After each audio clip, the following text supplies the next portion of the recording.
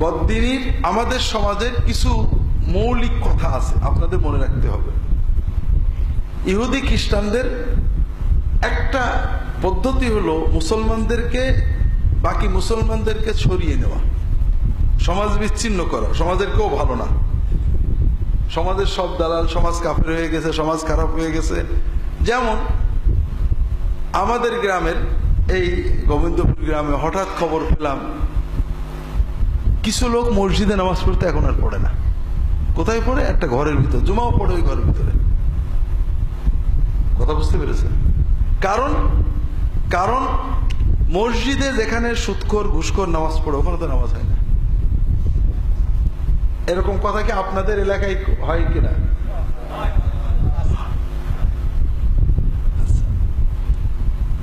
ইমাম বেতন নাই, বেতন নিয়ে আমার ভিতরে নামাজ হয় না। এরপরে নবীজির মসজিদ ছিল, সমাজে কোনো গোলমাল ফাসাদ হলে 7 দিনের ভিতর বিচার হতো। এখানে মসজিদে কোনো বিচার আছে নেই, মসজিদে নামাজ হয় না।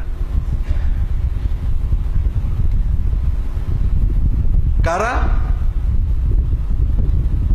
আমি তো ভয় পেয়ে গেলাম, নিশ্চয় খ্রিস্টান। কারণ খ্রিস্টানদের প্রথম ধাপ হলো মুসলমানদের বিচ্ছিন্ন করা। কোরআনের নাম দেবে, কোরআন বলবে, ইসলাম বলবে, সব বলবে, কিন্তু সমাজ থেকে আলাদা করবে আগে। সমাজের মানুষের যখন মন কেটে যাবে, ও নিজেকে আলাদা মনে করবে, সমাজের সবাইকে খারাপ মনে করবে, তখন ও অনেক কিছু হতে পারবে। ও মানুষ খুন করতে পারবে, ও খ্রিস্টান হতে পারবে, ও ইহুদি সব পারবে। পরে দেখা গেল হিজবুত তাওহীদ নামে একটা দল, নাম শুনেছেন নাকি? আপনার দেশেও আছে। কি ব্যাপার? যাই ব্যাপার হোক, আমি আগে বিষয়গুলো আপনাদের বলি। যদি কেউ বলে গোমরাহ, বর্তমান আমি রাসূলুল্লাহ সাল্লাল্লাহু আলাইহি ওয়াসাল্লামের পরে সাহাবীদের যুগে যে বিষয়ে মানুষ গোমরাহ হয়েছে সেগুলো আপনাদের বলবো। আগে বর্তমান কিছু বিষয় আপনাদের বলি।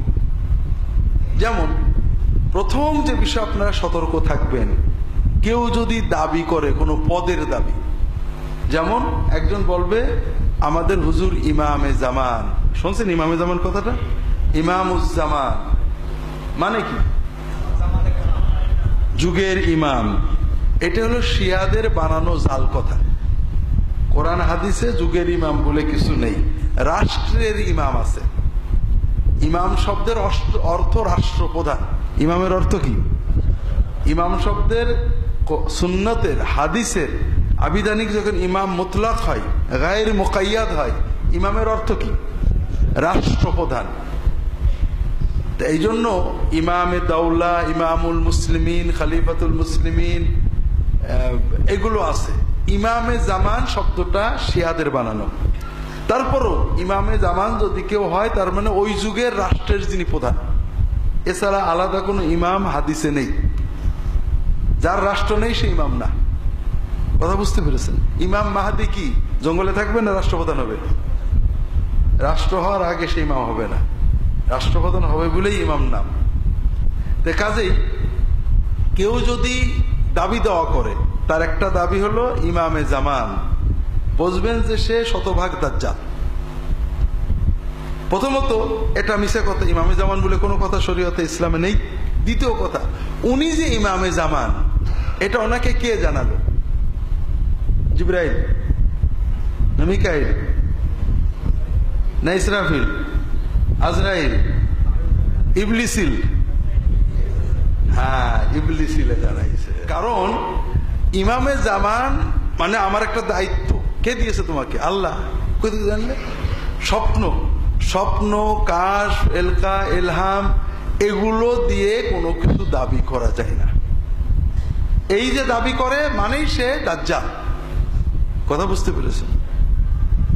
তাহলে প্রথম বুঝবেন, আপনাদের কাছে, আপনাদের এলাকায়, সমাজে প্রথম কথা হলো যে এই ধরনের দাবি দেওয়া যাদের মুখে আছে, শত মুসলমান আলেম ভালোও বলে মন্দও বলে।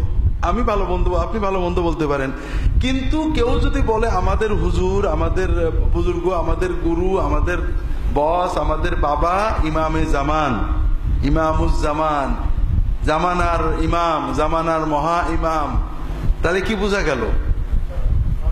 শতভাগ ভণ্ড, কোনো সন্দেহ নেই। কারণ এই বিষয়টা সে কি করে জানবে?